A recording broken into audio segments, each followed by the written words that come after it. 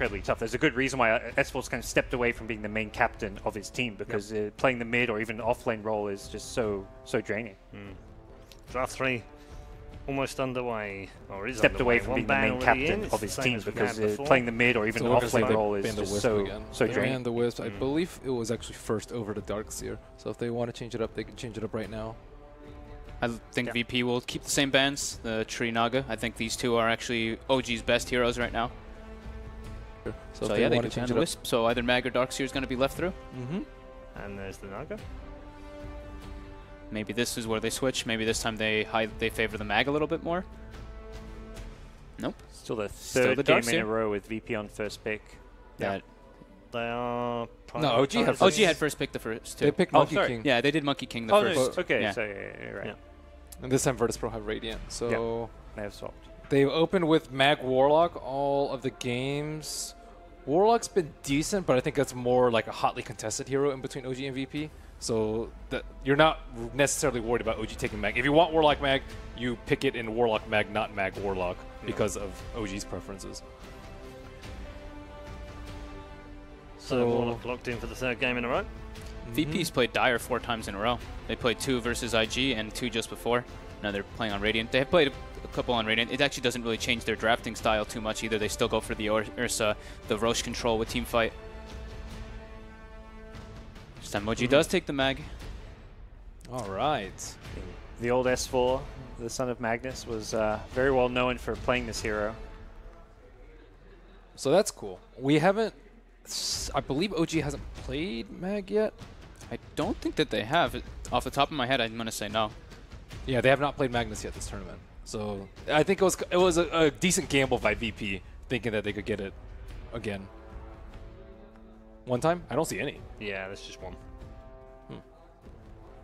It was... I don't see any.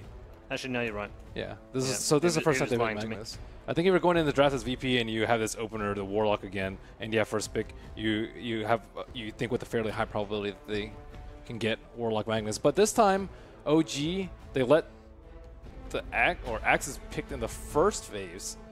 It was typically banned by VP themselves because because VP were getting Magnus, so they didn't need an offlane, and then OG were saving their S4 hero to like the second phase. So Axe was getting banned against him. I like this though. Now they have two kind of, the same concept as before, and one initiator and one counter initiator. So if the Mag does go on in one fight, you're assuming they're going to have melee cores as well. So Axe can get in, really disrupt that type of initiation afterwards. If there's a follow-up, he just blinks in, calls with Blade Mail. Blade Mail versus empowered cores as well is extremely powerful. Yeah, that's the point that AUI made. It's just the Axe with those against Magnus and power carries are really strong as well. Yeah. Maybe they don't have the typical melee and powers though, but it's still even good against like the Magnus Terrorblade that we saw VP pull out last game. Banning out the Monkey King and the Void. The good old Void Phoenix combo with Mag as well. Something we used to see OG run, not with the Magnus, but the Void and the Phoenix. And Void's just a good hero to carry in power now. That was the VP draft where they had the Void Phoenix in that second stage with Magnus. So I think VP are like, well, we drafted those heroes. I think that was the draft Lil described as like, oh, we had these 5 unbeatable heroes, and they do not want to let them get it. It's also team fight, and that's something where we're seeing this continuous trend where it's like you want to have that bigger team fight than your opponents. And I think VP are recognizing they're perhaps falling behind if they give up some of these more additional teamfight heroes. I like the adjustment from OG2 here. They picked the Phoenix in the first 2 this time, but now they recognize it's like, okay, the Ursa is actually starting to become a bit of a problem. We have to be able to defend this egg in another fashion, so taking that out, taking the Shadow Fiend too. No one's Shadow Fiend is one of his best, so. I think you can target the Axe with your early game though, because Axe, he doesn't know who he's going to be matched up against. They picked Axe expecting Magnus to be paired up with those carries, but Axe is not particularly good in lane, and he doesn't have a good matchup versus a lot of different heroes. So ET, wow, that's some team fight. Ridiculously strong team fight. Yeah. Trying to protect the egg, right? Yep. With anything that they can. And they have gone with this Zelda time before, haven't they? Yeah, Jarex played it incredibly well in one of their games. I think it was versus Faceless, and actually he's played it like 2 or 3 times, I want to say. Played it against Thunderbirds. It's been played twice. Okay, so twice. And this has always been like an OG hero. If you go back to like the Crit era, he used to play the Elder Titan for them all the time as well. It's like the battle of who can have more initiation and counter initiation, it seems right now. at least with the first 5 heroes. I mean, that'll change when the mids, the carries start coming out, Yeah. because that's where you'll look at just actual raw DPS and maybe throw out some magic physical damage cores in the mix. They still might want to go back for something like the Slark, though. Even though Slark's not that good versus teamfight, I feel like it's very good versus the Magnus and the Phoenix. But I'm not sure because it could be risky without having a buff up for him with the Empower. But I think most of the other safe lane heroes, like Juggernaut, gets destroyed by Magnus. And there's just not that many options that I see for Ramses. I guess Spectre, but Spectre has really big egg problems.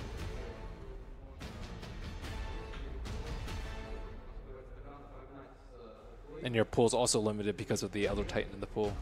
You don't necessarily want to go for Terrorblade, which has been picked in both of the prior games. Yeah.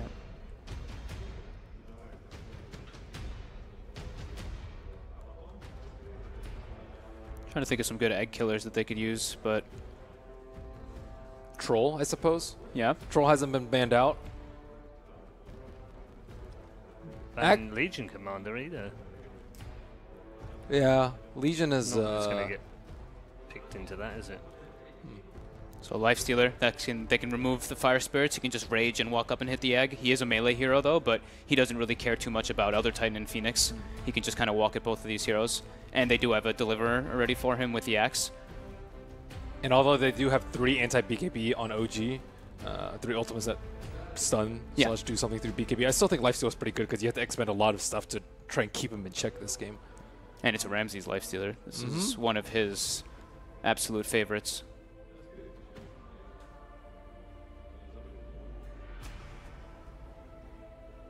Definitely a big change up than the drafts that we were seeing recently, though, at least from these two teams. That's what you were talking about as well, the mini meta that kind of starts to form in the grand finals of these tournaments. I think VP have already seeded that OG have stronger team fight. Ooh. Trying to pick this before it gets banned out, as we've seen in the last couple games. Yep. Not able to get that 5th pick Storm, and I think you look at this game and you're like, there's only an Axe Call to worry about for now. Lifesteal and Warlock are not good heroes versing Storm. Storm is in fact a great initiator to try and start a fight onto that Warlock and kind of bring him down before he can even get off a good ultimate. But you don't know what the matchup is. They're going to hope that, I guess if he gets counterpicked, they've got No Tail to be the X factor this game. Yeah, they had last pick though. They could have easily picked it last. I wonder. Well, like 2 games in a row, Storm was 5th been banned. Yeah. 5th.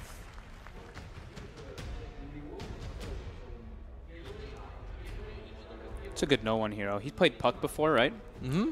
So it could be a possibility having some silence and lockdown versus the Storm Spirit, Deliverer as well for Lifestealer. But they go back for his Dragon Knight. This is kind of like a throwback to when they played this a lot in Boston and pre-Boston.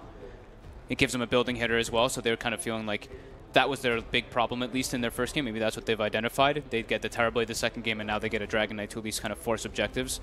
They are a team that's, I mean, we've seen them, I think, win 95% of the early game that they've played, so this is one that just lets them to carry on after the early game and actually claim objectives. I really thought they were going to 4th pick that Slatter, because that was like the obvious ban. Slatter, Lifestealer. It would have actually enabled them to initiate, go in the Storm, kill him with the Lifestealer. I think without something like Slatter, it's going to be pretty tough to deal with him. Night Stalker. Huh. Okay.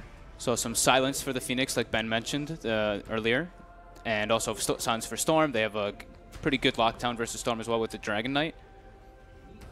This also makes Magnus life really difficult too, because as we've seen, when you have these heroes that can control with a fight, Magnus and his RPs just become much less threatening. Before they had like Spectre Haunt that we saw Monkey King always trying to scout him out. This time, Night Stalker, like I guess Storm can provide vision, but it's still very risky in playing Storm here because you could get the DK and the Axe. The Medusa, like you were mentioning the last game. I think that hero, I think with Phoenix is just godly, and with Magnus, it's all right with Empower too. Like Medusa often struggles to get some right-click damage out. The Empower definitely somewhat mitigates that problem. I don't know. I'm trying to think about predictions because Paul's right about to ask us. I am about to ask you. How the devil did you know, Ben? It is time for predictions. So, where are we going for Game 3? Feeling like I think this is the first time I look at these drafts and think, yeah, OG's actually perhaps got a draft advantage. I think I think game 1, game 2, they struggled in terms of draft. This time around, much stronger lanes, much better answers to what VP's throwing at them. Okay, Ben? I'm also going to go with OG. I think Medusa would have worked really well for them in game number 2, and they're like, oh man, why didn't we pick that last game? Now they have it. I think it's great with the Phoenix, good protecting them. OG. Okay. I'm actually going to switch it up a little bit. I'm going to go with VP. I think that their lanes are pretty strong, and I think that they can actually come out of the lanes and actually pressure buildings. I feel like OG's looks a little bit greedy, but if they do get to the super late game, they do have it. But I'm still going to go VP. Okay, very good indeed. 2 for OG, 1 for VP as we head into game number 3 next. It is tied up. Who comes out with the advantage? And, of course, championship point. Let's head to the arena and find out with OG versus Virtus.pro, game 3.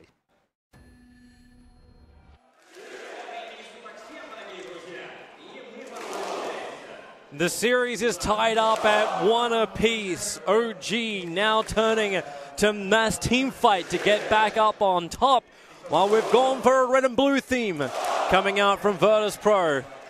Synderen, it seems this crowd is trying to get behind them all. I was thinking about your comment in the last game where you were like, this team isn't biased toward Rift. I'm like, hey, really, dude? Really? Okay, they started the OG chant, and then instantly there's a boo, and the VP guys are right behind him again. Oh, that's funny. There's a little love for both sides. Let's talk about the game a bit, because there's actually there's a lot of chop to get done here. This is a very, very different draft than some stuff I quickly want to cover. OG's early game laning stage is not very strong. Their support duo, Phoenix, Elder Titan, I feel like is pretty greedy. It's not that easy to set up kills. It's not that easy to apply pressure. They are very low on lockdown. There's no very obvious synergy with Magnus and Power either. Yes, it's pretty good on Medusa, but you don't get the cleave on anyone. So their lineup has a couple of issues. EP are good at early aggression, but when it comes to the big team fights, OG's lineup is really dangerous to fight into. They have so much AoE control, so much AoE damage. However, what we talked about before in the end of the last game was that, you know, OG seemed to have this problem with losing the early mid game. When I look at this, I don't think it's going to be different. I think they could fall behind even harder in this game than the previous ones, and I hope they prove me wrong, because this game could actually be a really big stomp. But if they manage to get through the mid game and get toward the late game, their lineup is great. But it's a high-risk, high-reward kind of draft in my eyes. You can see VP actually working out as well. Like, they understand that OG, okay, the early games can be bad, but no one's really going to be contesting anything you do. So the Night Stalker, which is going to be running a 4 position for Lil, goes for the Iron Talon and 3 tangos. They're going to try and get a lot of farm inside the jungle if it's going to be possible. So it's up to Jirax to run interference. His stomp actually on no one. With the help of Lil, they still managed to block up the mid lane. So they still get the advantage that way. But Ana, yeah, it's going to be pretty even no matter how this works. Yep. But this for me is the other critical lane. So you talk about like the influence of Virtus.pro with their roaming. You're not going to have a lot from Warlock and Night Stalker to start with. We have to wait for either the first or the second nighttime phase and see how many items Lil has got to see how effective that will be. So in the meantime, it's about the one-on-one matchups. So far, no one has always been on top of Ana in this series. Yeah, this is a less... I feel like this is a lane where even if no one plays exceptionally well, it's less winnable, or you win it by less if you win. But it's still a lane that Dragon Knight can take an advantage in. Just using Breathe Fire well, controlling the creep wave well. Storm will push you, you can push him back. No real kill potential, especially not with the supports of OG like we talked about. The only thing you need to be wary of is don't take too many static remnants, and Dragon Knight's just fine here. So. Yep. But Ana will have a better time. The options for massive outplay for no one are pretty limited. Yeah, they're going to require more on the rotations. Jirax, Elder Titan is fantastic for invading the jungle and causing issues for the Night Stalker, but because of the Observer Ward that was already placed down by Virtus.pro overlooking the bottom rune, they knew that Jirax came over, so Lil rotates up and he goes to the opposite side of the map where they also have protective vision. They also saw the fact that OG planted their own Observer Ward there, so for the first nighttime movement, you can bet Nelly that you're not going to have Lil go for that point of aggression. This is like the dream lane for Axe. If you were to ask me what one of the worst dual lane safe lanes I could come up with would be, this one's pretty high up. Phoenix Medusa is a really bad lane. Pasha is actually just bullying Fly in a 1-on-2 lane because what is he supposed to do? Medusa has no impact in this lane really in terms of pressuring. He can only farm. So Pasha's having a great time. On the contrary, S4 in the bottom lane is up against something way harder. The Warlock, way stronger zoning support. And it's Ramsey's lifesteal. It's not just a lifesteal, it's Ramsey's lifesteal. This guy... Oh, great shockwave from S4. That's very important. He just pulled all 3 range creeps with that shockwave instead of giving Solo the pull. See if we can get any of the last hits on these 3. This is lane deciding stuff, actually. He got himself about 3/4 of a level with this one shockwave play. S4 is exceptionally good at this as an offlane player, in my opinion. One of the best at manipulating creep aggro. Open wounds, S4 is going to skewer away. Probably have to trigger that shrine a little bit earlier for him, but he'll be okay with it. Lil does have a small action rune. He found himself a invis rune, but he's just going to come up and grab the bounty and just continue the farm.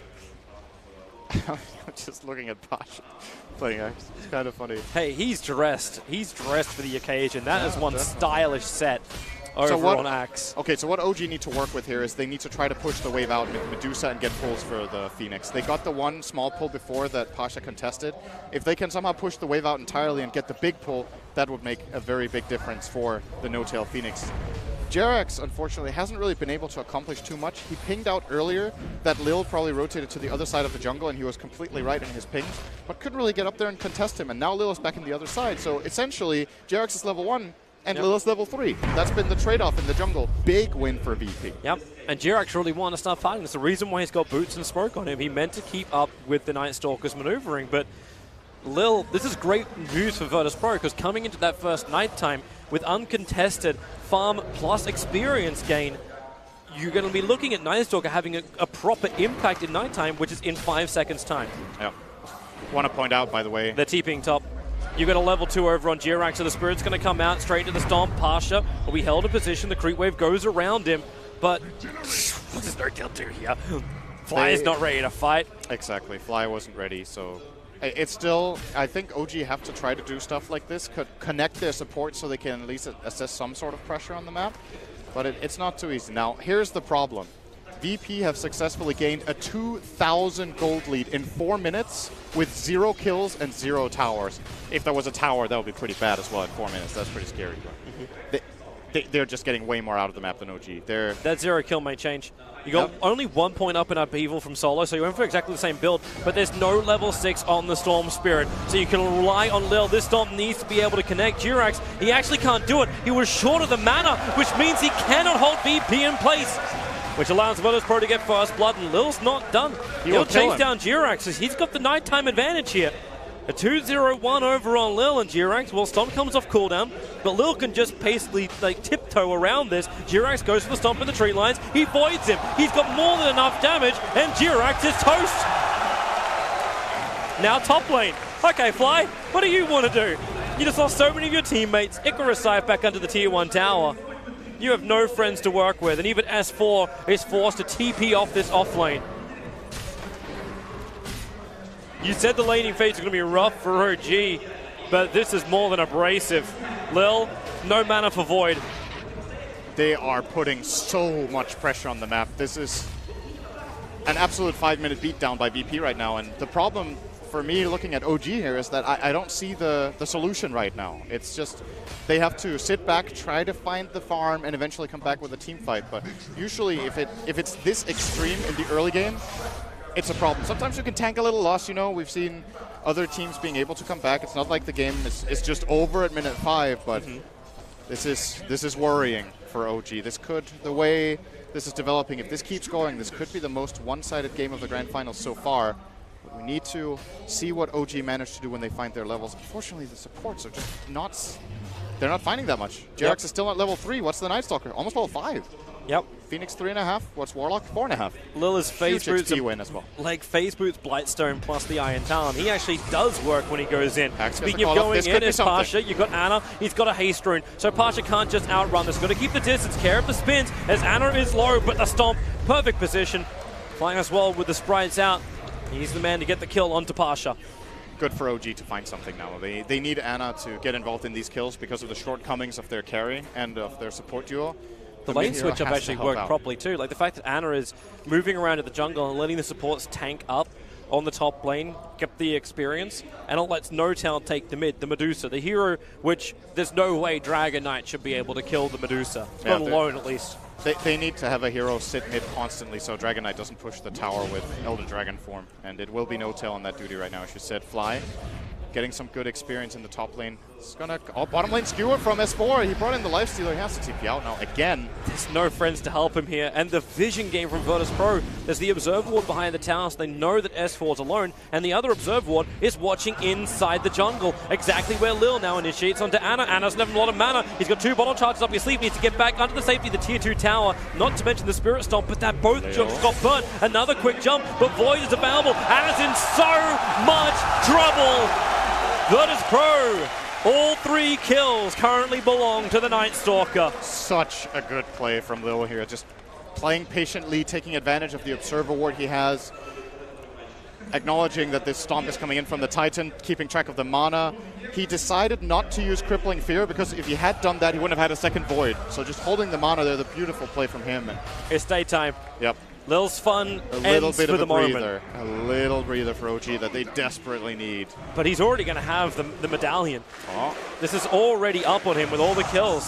Skewer away, no one has triggered Dragon Form. Oh, wait, how did that just happen? I hope we got that. It was RP. It was RP and then Dragon Form is off. But he Dragon-tailed him. He must have Dragon-tailed him at the same time as RP, else S4 could have skewered him. He didn't get the skewer off. He got RP off, but no skewer, so. Well, no one's looking for a kill now. He's got 6 1-charges up his sleeves. There's a lot of...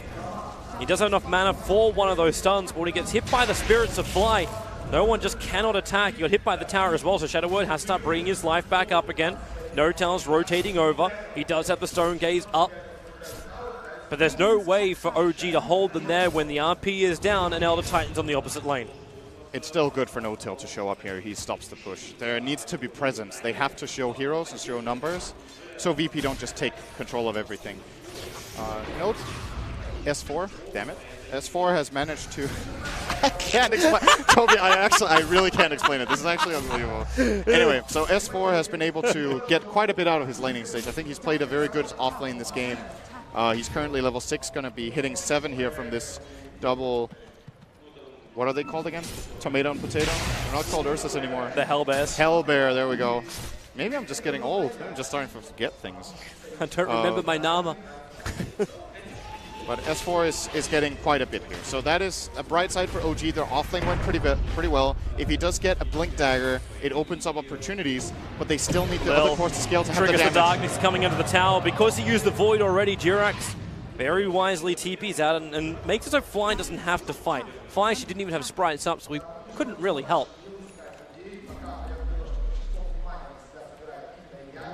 This darkness won't really be able to gain much. He does steal the bounty. Well, actually, I say that. He now rotates around behind Fly the tier 1. doesn't see him with the ward because of darkness, so...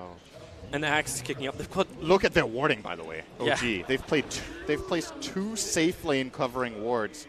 That's how much Lil is terrifying them right now. He can cut through that tree.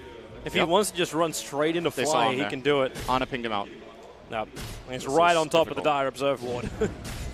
Darkness or not. He's going to run over and find out Ana is farming. Yeah, that's that Observer Ward he put down so long ago. Jirax is trying to interrupt any kind of extra farming as well. And meanwhile, they just have this Ramsey's Lifestealer farm like crazy. Midas, soon to be an armlet. Warlock is level 6. Dragon Knight is coming bottom. This tower will be pushed now by VP. Let's see if OG have any response. Jirax is currently level 4, minute 11. And I think the Tome, actually the Tome is going to be used by Fly. So he's level 7. Here's the TP coming in. He is strong right now. This is a strong Phoenix with level 4 in Fire Spirits. That's if they can force them into the fight. So there goes your first stop over on the Dragon Knight. Quick sprite out. Fly, if he can't even think. He doesn't have enough mana. Like, he's still short to reach his Nova. Raindrop is giving him 2 mana a second here. 10 seconds for his combo. But now he won't have Fire Spirits, so using the Supernova is very difficult. And Lifestealer is a good counter in the first place.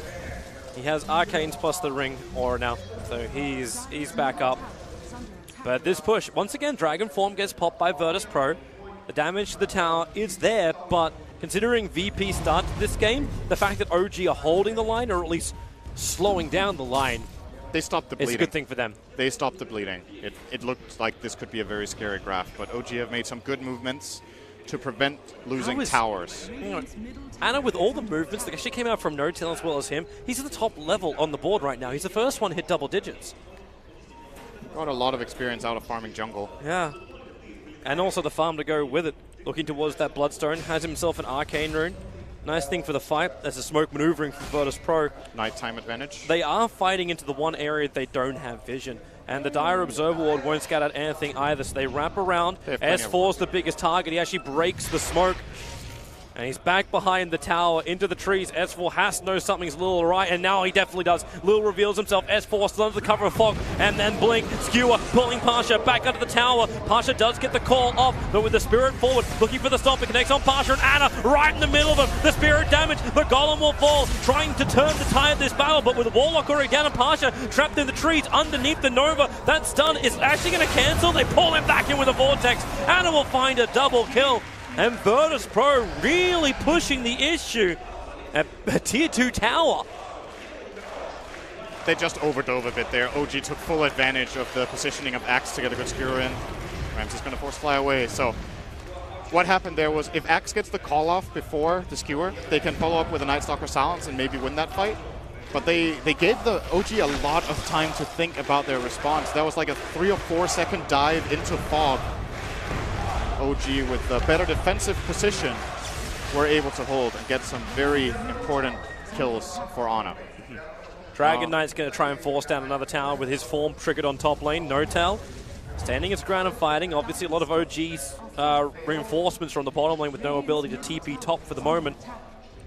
So it's up to No-Tail to hold that tier 1 tower. And finally, Ramsey does bring down the tier 1 on bottom. OG did a very good job delaying this long. That was not an easy defense by them. They had to commit a lot of resources. I think they would have liked to have higher CS values than they do, but defending the tower is just more important. Sometimes you got to sacrifice it, a bit of the farm to keep the map control. Map control is generally the most valuable resource in all of Dota. That's why wards are so extremely good.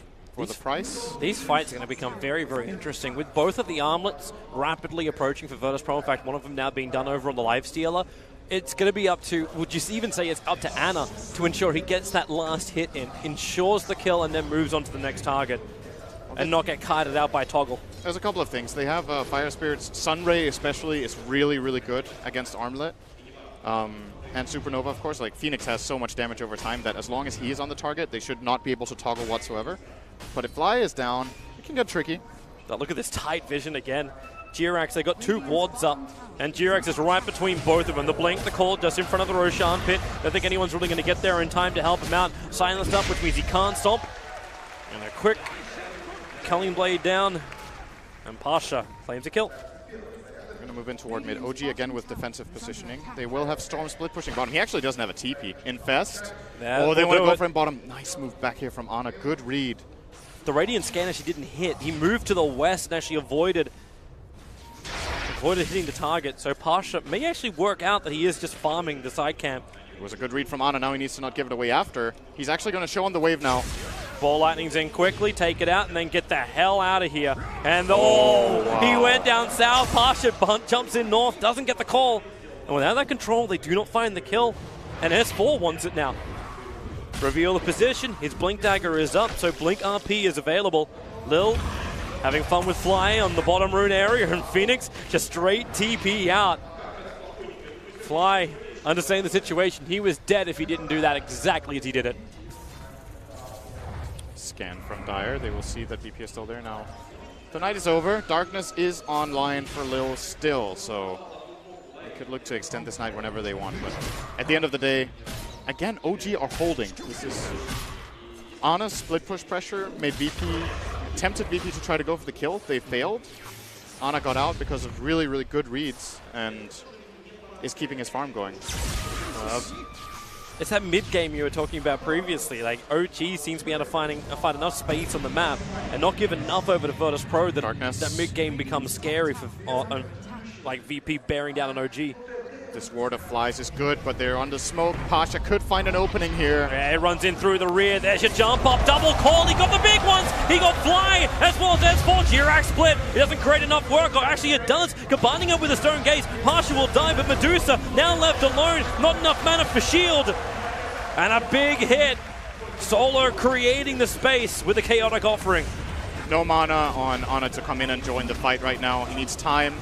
He will try to split push top tier 1, but VP will be claiming the tower first. They can now choose between trying to defend top or going for more. Ramsey's or maybe both. TPing. Ramsey's going top, should be able to hold this.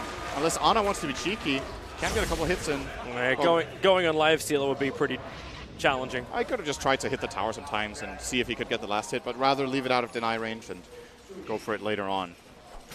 Solo's actually trying to take the double stack of Ancients. He's dealing some good damage. He will get a couple of CS. Yeah, with Fatal Bonds, he's actually taken 2 of them. He got 3 creeps there. Jirax is trying to hunt him down. Not going to happen. No. That was a high-risk play from VP once again. This time it works. It was similar to the play they made bottom, but this time they nailed the Axe call. And the moment that 2-hero call lands, the fight is almost won already. But that could have gone wrong. It could have. Not found it. Still need to be careful with these plays, and OG are definitely ready for them. Now here goes another tower. So VP claim all the tier 1s 18 minutes in. Yeah, Rames was just able to slip up. Ana wants kills though. Yeah, the towers are going to fall. I think he understands this, but with that Bloodstone fresh on the Storm Spirit, they want to hunt. They want to find murder. And the easiest target for them right now is going to be Pasha and Solo. They're both standing on top of each other.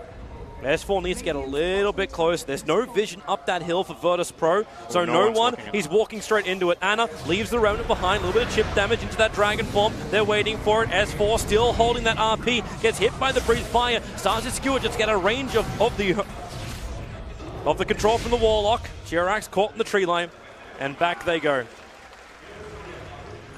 They really don't want to go on this Dragon Knight. He's so tanky, and they just are very limited on damage. I think the key ability to killing him is actually Sunray, but it's not going to do it alone, especially not with only level 2. Whoa, Ana! The call is there. Fly. He lets the Sunray go. He's trying to keep the Storm Spirit alive. It's actually doing a pretty damn good job. Ooh, S4, he thought about it.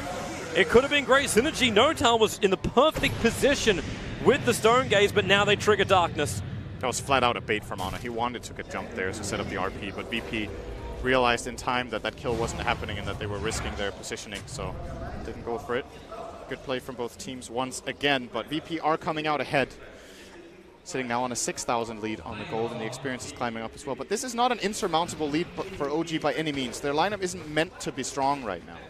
They have got through the early game dangerous stage better than they could have hoped for, I think, after the 2K lead minute 4. Yeah. They've managed to do a good job here. And now the question is, what's the next play for VP if they're waiting for any key items? Pasha will go for Force Staff, be able to bring the heroes back in. Lil will get the Axe. That is a big item against this type of lineup from OG. It's all about getting the jump, having vision advantage. Notel gets Mana Shield off in time. Yeah, he needs to stay alive. Support is coming in. Jirax, the Spirit Stomp. Ramsey still protected. Lil actually dodges it. The Sunray is keeping Medusa up, and there's your call from Pasha. Ana jumps in deep. The RP from S4. It gets swapped. Only the Golem was affected. And now with the Nova, there will be a double stun on Nova and Pasha, but they're ready to fight once more. Dickerous dive away as S4. He will be culling bladed down. Pasha with the double kill. The initiations have been perfect for Virtus Pro when they've looked for them. And they're going for more. Fly wants a Sunray up. The call is there, but he only goes one direction. The bird is dumb when he's flying like that. That was actually... The thing is, 0-hero RPs like this look so bad, but it was so close to being a 3-hero one. You have to go for this attempt as OG, and the moment it misses, the fight is over. But if you don't even try, you're just sacrificing heroes. That was a potential good teamfight setup, and VP, they did a very good job splitting up to not letting OG find that, but that got very close. They still have to be cautious with this amazing teamfight of OG, and they're doing a great job playing around it. And this is why the Aghanims on Nightstalker will be so important. As long as they know where S4 Toby? As long as I know where the Magnus is. I'm going to call him by his hero's name, I think. That's probably better. Whatever works for you, Sin. Yeah. I'll go with you. As long as they know where S4 is, it becomes very difficult for OG to find the fight they need. With no RP available, where is that ET Spirit? This is 3 seconds till it's up, and in fact, Jirax is TPing down. He just went to the bottom lane. They are doing nothing to even slow down VP on this Roshan. Upheaval becomes a buffer, but Virtus Pro don't even require it. I think Jirax understands he needs levels. This is a level 7. Elder Titan. He is the lowest level on the map, and he has no influence. That aura is meant to make Virtus.pro scared to go into OG. That aura is meant to lacquer on top of everything OG has for their team fight. And he's had to put everything into that. The Spirit doesn't have a lot of bite. It's just, it's a rough game for the Elder Titan. Oh, that blink, skewer away. S4, lucky to dodge Lil. Again, if that Aghanim Scepter is up, that doesn't happen. Mid lane, they're thinking about it. People slowing down Notel heavily. The Sunray is out, so Medusa still silenced up. Can't let the Stone Gaze go. Fly is keeping Medusa there. Here comes your Spirit into the Stomp. Nice the Culling dig. Blade was too early. Lifestealer as well as the DK. They might get stopped for a second, but the damage is still being done. Medusa falls, and Ramses once more. Jirax, it is the biggest meat pile for him just to steal from. Another double kill for Pasha. He's been the man of the hour. Now 6-3 for him, a Blink Dagger on the DK. Initiation's getting better and better with every minute that passes for Virtus.pro. And no one can play so confidently. There's nothing stopping him right now. He will only really die to a Sunray plus full magic damage burst. His plus armor is good against the Elder Titan aura, so they can't bring him low enough on armor to be able to kill him with like the Medusa. And they just got the mech for solo. Now they've got the burst regeneration in aura. Yep. This is the perfect game for Virtus.pro. Executed wonderfully. So patient in the fight, and here goes Pasha again. Blink call, there's not a lot of mana on top of Ana. Now, at the same time, you can say the same thing about Pasha, but support's rotating up. Lil plus no one are on their run. They actually scan, and it pings. It actually pings Ana in the tree line. They know exactly where he is, but now they've got to go further north. And he walks into it, no one. Short range blink. This Storm Spirit, 12 Bloodstone charges, can't even deny himself. Now down to 8. I don't have much to say about VP's play in this game apart from pretty much Damn! one good decision after the other. They're playing exceptionally well. It seems very tempered.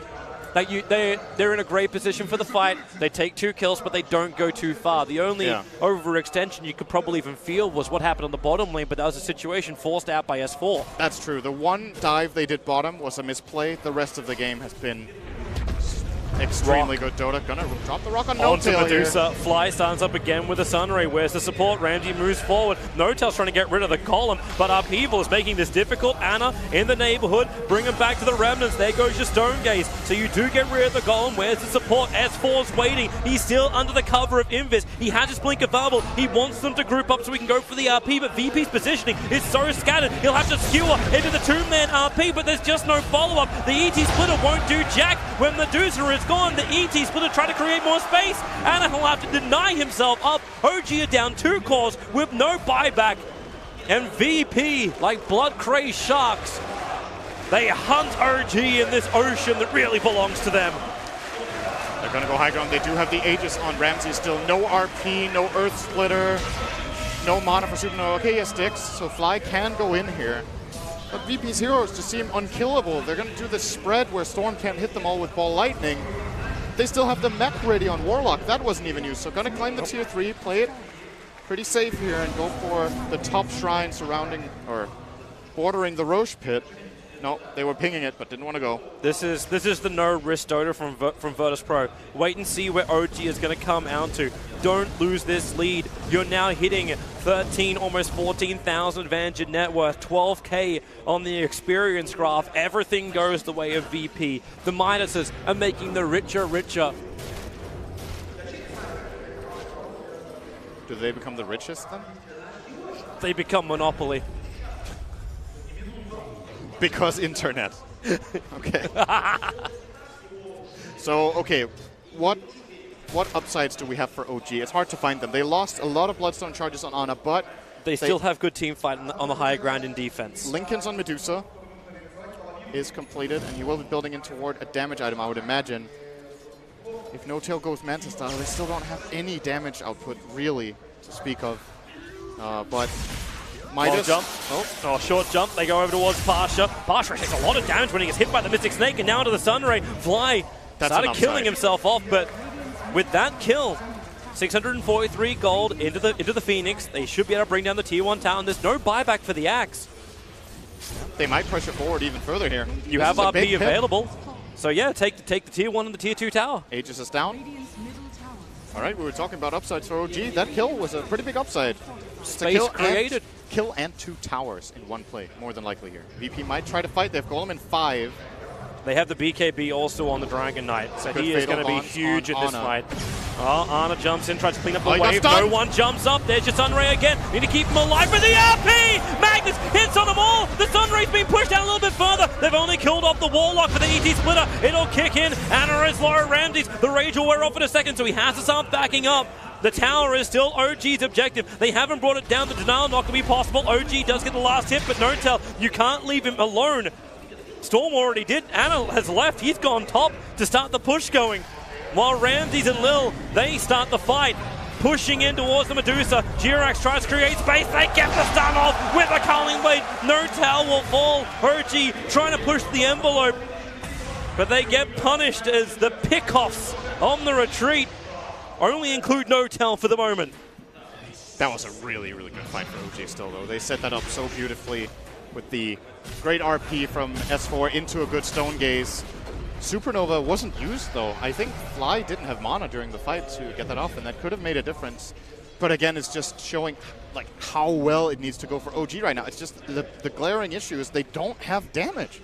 There's 3-hero RP, 3-hero Earth Splitter, or at least 2. Medusa is hitting, like, what is it you like to say, a wet noodle? Like, whatever it is. It sounds like something an Australian guy would say. Wow! So, am I wrong? He's hitting like Crikey! He's hitting like a fish. It ain't a beauty. Like a wet fish. Like a wet fish. A slippery wet fish. Well, if you swing the damage doesn't even stick. If you swing it hard enough and it's the right fish, it can be pretty painful. Okay, we're not. Right now, he is just a bad fish. He's not like a marlin. Well, OG just had pretty much the close to a perfect fight, and it wasn't good enough. What is the next move? The next move is to hide. Lil now has Aghanim Scepter. Uh-oh. Uh-oh, Ramses. Good read here. Is going to hide in the tree line. Jirax is probably going to try and push the Spirit down there to try and find him, which means Ana needs to jump straight away and get the Orchid off. If he doesn't, Ramsey just does that. Rage away. But you do have the creep wave with the catapult behind him. So OG, once again, they aggressively posture, looking for the kill. If they can get it, they guarantee the tower. Now, they guarantee a little bit of damage on the tower. Ooh, this ward for OG is really, really good. They have a lot of information to play with here. If they can actually make any use of it, the Yule Scepter is up. They try and keep the Axe under control so he can't blink forward, but the Dragon Knight, he's able to do so with a double breathe fire. Magnus will fall before he gets the RP off. Dragon Knight locked in stone for almost an eternity. Eternity is over, and he'll turn himself over to Medusa. The Storm, it's not he can't help out here. It's just run away. Ana's gone top already. The control is perfect. No one's damage output. The splash with both breathe fire and double damage dragon form. He was hitting, like, we already had the Terrorblade doing terrible, terrible damage. This time around, it's the Dragon Knight. They found Mag with Axe. Oh, the jump! Oh. He got another one. He got the Elder Titan. Easy as pie. Axe, boys. Pretty good. Just find that vision. Just give the vision for Dragon Knight to go on whoever he wants. That fight was... Night Stalker did so much work in that fight without... barely by casting anything, just being in the right place gave Dragon Knight the easiest fight of his life, finding the Mag. The moment Mag dies, the fight's over. Like, OG, it doesn't matter if they play perfectly after Mag dies. It's just flat out impossible to win that fight. So they have to protect Mag. I think S4 needs to go for a Shadow Blade, or they need to play under smoke. The smoke expired and they didn't find the opening they were looking for. Sure, they got the tower, but it's not worth the heroes they lost, and the racks especially. Definitely a bad trade-off. And now VP, they've actually got really good vision in the OG base. There's no sentries. The ping actually came out from Fly, so I think he's aware that that Observer Ward does exist. And the smoke being used by OG, wait, was that actually in range? Oh boy. It's all in time. But they're looking at Roshan. Roshan is up. It was a quick timing for him. Takes forever. OG kind of want to contest Roshan. They don't want to take it. We'll be moving around. There goes the Life Stealer illusion. It looks inside the pit. And the Dire scan, they don't find anybody. But here comes Virtus Pro. Under the cover of their own smoke, Ramsey's the one exposed. Now he jumps into Axe. There's no Dire vision on top of Virtus Pro. They have it closer towards the shrine. But VP are inside Roshan, Dragon Form triggered. They are going to start Roshan. So Fly where is is this out of vision? position. Oh, there's the stun, the blink out. No one was ready to engage. Fly does have buyback available, but without the shrine to TP2, getting into this fight is going to be very, very difficult. Not to mention, Lil is still a walking map pack. He has darkness. That's Roche. You thought the night was going to end. OG can't get in. Spirit Stomp. They can try to steal it with Storm. He's Oh, gonna try! long jump! Snatches the agency model. It's Ramses that does it, and it killed Roshan. Now they turn their attention over towards Pasha. The stun, it won't connect from the Elder Titan. Dragonite has to wait this out with upheaval. They just can't really move anywhere. Anna's already leaving. He understands. Cut your losses. This fight is VP's. That was actually pretty good from OG to at least get the Roche last hit. I thought they were going to get nothing there. Ana going for the risky play of trying to steal the Aegis. Didn't die in the process, at least. But there's just so little to look forward to for OG in this game. Medusa has died 7 times. No Tail is having a very hard game. I don't blame him. I think it's a super difficult game to play. And Here's in my that jump. opinion, The Anna Ball Lightning kill on Roshan. He wanted the Aegis. He didn't want to have that. Well, he'll take what he can get. yeah, something. Because with the Aegis Immortal, potentially they could have kept fighting there. Now he's got the Bloodthorn up and running. Like, Anna's doing what he needs to do. He understands that he needs to survive, not lose these Bloodstone charges, and wherever he possibly can, get a pick off and buy time and space for OG. You've lost your mid-racks, you still hold your tier 2 towers, and you're still going to believe in the power of the Magnus jump. This is that late game which VP have been positioning perfectly against, but one mistake, one bad play, and OG might finally have enough damage to kill someone from VP. I still think they require more farm on the Medusa, or the Storm needs a secondary damage item in addition to this this Bloodthorn. He doesn't really want to buy one, though. If you go all in on damage on Storm, this hero is extremely difficult to play without anything defensive. There's a couple of stuns there. The Dragon Knight stun is obviously very good. The Night Stalker Sounds is a big problem. Axe Call is a very big problem. And that is the reason he's buying a Lincoln. So what you're saying is OG's got issues. They have really big issues. And I would argue that this game is a lot more about draft than play, because I actually think OG have played a pretty damn good game. It's just extremely difficult to execute this lineup of theirs. And VP, not only is OG's lineup difficult to play, but VP's counters the big weakness that OG have early on. They have a great aggressive lineup to take advantage, and it's just super good drafting from them. I feel like Solo has maybe not been outpicked a single time the whole tournament. Their draft is always good, and the games they lose are mainly to themselves, to be honest. Here they come. Dominant, here we go. They wanted to Dragon form. You know what he wants to do? Blink and Dragon Tail stun. Whoever can find. S4 goes for the skewer. Ramses was close by, but they just Dragon DK. And well, S4 down again. Buyback is available while VP, they're deep inside the base. Where is your jump in? Magnus actually holding onto his buyback. Now as Pasha gets the call off, but you also have to look pretty quickly. The jump forward is over on the DK. Now this BKB is one off, but the chaotic offering is absolutely perfect. Combining it up with the Fatal Bonds. The damage, well, then again, now you've actually got Virtus Pro starting to retreat. Skewer back over. The RP is up for S4. Combining with a Shockwave and Sunray and the Storm from Jirax. Virtus Pro have to stick around. Ramses is the sole survivor for this team. He's looking for a kill on Medusa. Make this worthwhile. But the Yule Scepter, it buys time. It buys space. They understand killing off Ramses. It's difficult, to say the least. Great hope from OG, showing the strength of not buying back instantly. The lack of information for VP baited them to stay around. And the moment they saw this opportunity to jump on the Dragon Knight after the BKB wore off, the buyback comes in, they jump, and they get a fight.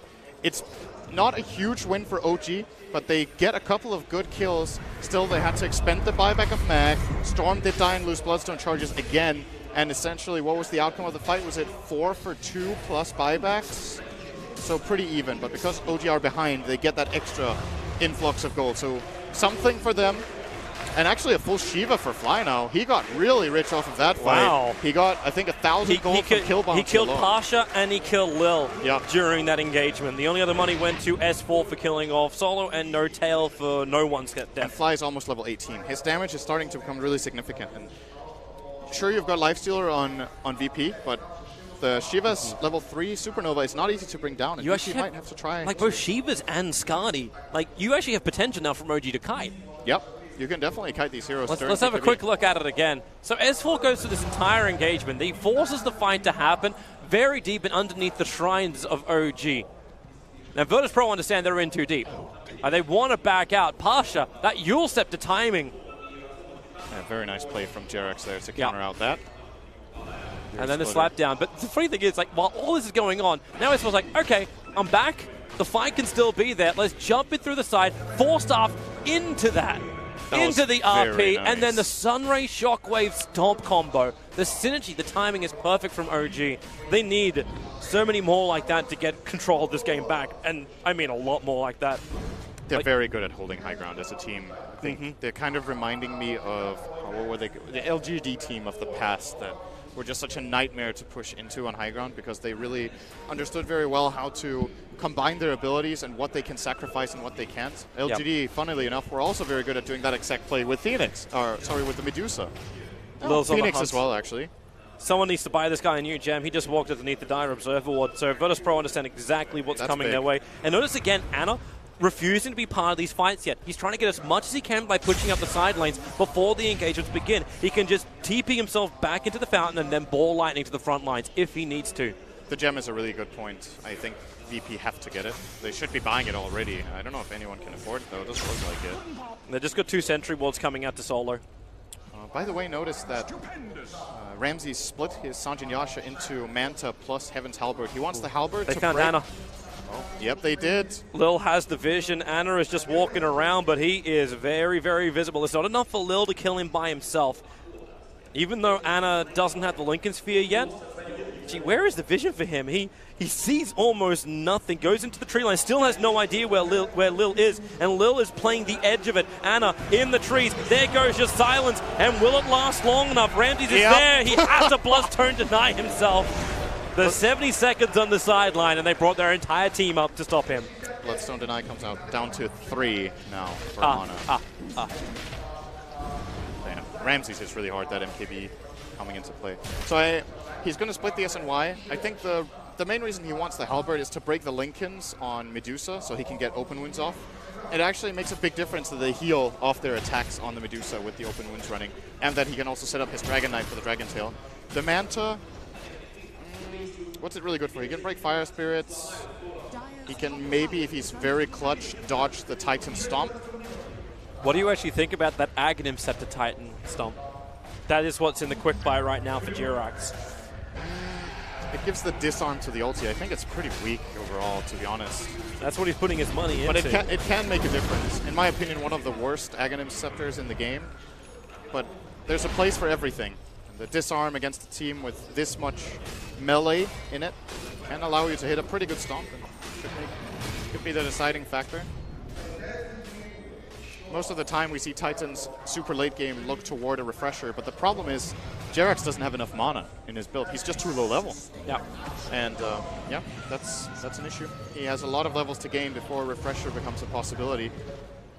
Even with Yule's and Crest mana regen, there's not nearly enough on him, only 674.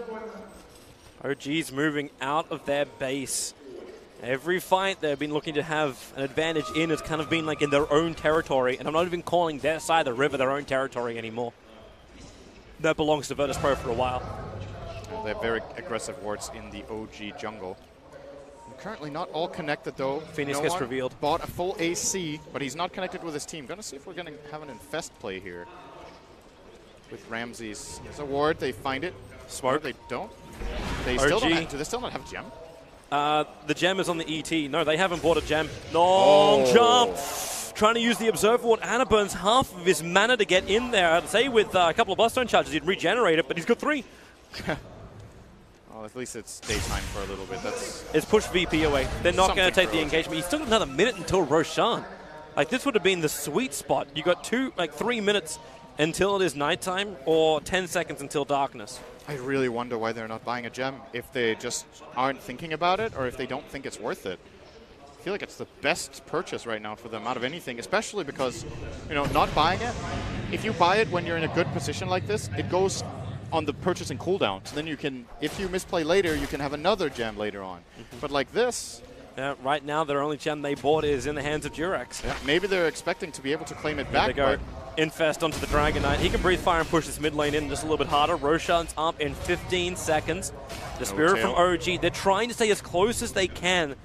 Their observer wards are on the Radiant side of the river, but as Dragon Knight, who wants to fight the jump in through the rear, they get that kill. S4 is down with no buyback. Medusa, the Storm Gaze, she hasn't triggered it yet. Is it going to be enough time? Now it's going to come off. Slow him down. Wait for these BKBs to wear off into the Supernova. And Dragon Knight, he can't get away. Bloodthorn up. Ramsey's actually stoned, and now they will have more time. The rocks will fall. The Fatal Bonds will hold him there. No one is toggling his way through this entire fight. They just can't get the kill. Nortel will fall. And DK finally is down to the ball lightning, and will get back into safety relatively. But he's lost 2 heroes. Fly is still on the run, no ability to dive. He'll be culling-bladed down by Pasha. And Virtus Pro look for their second lane of racks. No buybacks for the 3 dead heroes of OG. The key again is just finding long jump. He's going to TP. He is delaying this. There goes your darkness. This lane of racks is gone as well, for sure. Yeah, they have to let it go. Fortified just buys time. OG understand they can fight the bottom lane. When they have Phoenix as well as Magnus back up again, they will fight it. And VP, so far from what we're seeing, they will pull out after taking this. They won't look for the engagement. No. Not without the Dragon Knight, at least. This is the problem that OG are facing is if Mac gets jumped, I don't see options. I actually cannot imagine how they can possibly win a fight if Dragon Knights get, or if the Magnus gets jumped. S4's positioning is almost impossible to play as well because of the Night Stalker axe. It's kind of one of those checkmate situations where getting the jump is almost an auto win, and having better vision is almost a given. And they had the better vision anyway. They had an observer ward behind OG. Yeah. And it wasn't even deep ward. You had the gem on the Elder Titan, but you didn't get close enough. You didn't actually see the high ground point. So they had 2 observer wards around him. Yeah, Jirax puts the Spirit in. But, well, Roshan belongs to Virtus Pro, and Lil dodges the Spirit. Easy. And now you got a heart on the Lifestealer. Oh boy. Leaves the cheese on the deck. Looks like no one's going to be picking that one up. And jump taunt. Elder Titan, come play. He did. Yep. That's the gem back. Oh, nice we didn't buy a gem. See, that's why you don't buy. Yeah, okay. It was the plan. Actually, they bought a gem. There's one from Lil sitting on the courier back at base. Yep. You got enough money. And Virtus Pro, they come hunting again. This time there will be no observer wards outside the base for OG. And also, once again, Anna is trying to keep that pressure out through the top lane. You can look at the buybacks at the moment. Magnus is the only one with buyback. He's still short by 800 gold on Anna as Ramsey starts the assault. He doesn't care. No. Why would you? You got a secondary life plus a heart and a Lifestealer. The skewer, it's on no one. Bringing him in range of the tier 4 towers while the creep waves there. They just don't have enough. The Magnus up in the air with the Yule Scepter. RP is still available. And you get again the stoning onto the Dragon Knight, but the rock is perfect. No one's falling down. Low triggers the cheese. The RP is there. Will it be enough damage? Nortel tries to split the damage out, but he's lost his Storm Spirit. He's lost that single target. The fly, the stun, it creates space. Comboing out with Jirax as no one is falling down. He can't toggle himself through that one. Now Ramses, he will try and go for the run. You still have brought down all the racks, and so the Megas are on the field. And come on back, Pasha. S4 will skew you in. Lil wants to keep fighting, and so does Ramses. This Kai still has an Aegis. He wants an engagement. He wants OG to come to him. He wants to be one game up in the grand final, and all he needs to do is want it a little bit harder. Push the tier 4 towers and take it now. It's 40 seconds on the Storm Spirit. They're down mega creeps. Ramses is burning. More or less immortal. Someone put some sunblock on him. Fly doing too much work. Spirits out, doesn't really affect Ramses, doesn't have his rage, but there's your call. It got Magnus, there's no RP, the spins are doing the work. S4 has to force up himself up, but now they're actually locked together. The photo bonds are there at the same time. Well, Lifestealer, that's not working for him. He has to toggle his way through under Nortel. Remember, he's still got the Aegis. Finally, they'll burn him. Oh, he lost his friend in the axe, so there's less manliness on the front lines. Ramses wants to run. Jirax will send him up and towards the air. No Spirit, but here comes your TP in from S4. Where's your stun under rage? It doesn't exist, and Solo also successful. TP away. Last game, we had the absurd damage of the Terrorblade on high ground. This time, it's the tankiness of the Lifestealer. He doesn't even have evasion apart. Well, he does have the Halberd, actually. How much is that again? So 25%. And they have a crest. He actually has a lot of evasion, Toby. Yeah, Why do you say he doesn't have evasion? I said nothing of the sort. Okay, but seriously though, this Lifestealer currently has 30 armor, gets a crest on him, has the 25% evasion of Halberd already, and had the Aegis. He was harder to kill than Medusa for the VP lineup. And now the Megas are up. OG. Oh, they're going boy. to stay in the game hoping to have this incredible team fight in their base, but... Notal knows what he's got to do. It's rapier time, boys. There's no other play, really. I mean, what do you do? He's got to sell while he's manned to get to that. What did He has the demon edge. He sold the wand, I believe. Okay. In fact, he's still holding on to that to this point of the late game. Arm up some camps. VP are having none of it. They don't want to go. Yep, they're coming in. The stun is already there. They found Ana S4. Yule Scepter will send up the Dragonite. Sets him up with a skewer back. No one's not part of this fight. Maybe with the Stone Gaze. They're keeping no one out of the engagement, allowing Ana and Notel to focus on the Immortal. I don't know why they want to do that. Ramsey's still alive, down to 1/3 life. The Rock will drop. Gets the extra stun. They're bouncing around. Double buybacks. Required. RP still available. They come back in. The 3-man RP. The damage. It needs to happen right now, but no one's just standing his ground and doing the work. This should be it. This should be GG because you've got OG 1 foot in the grave, and now they're about to be pushed in by the Russians. Virtus Pro, they have wiped OG from the face of the earth and are now 1 game up in the Kiev Major Grand Final.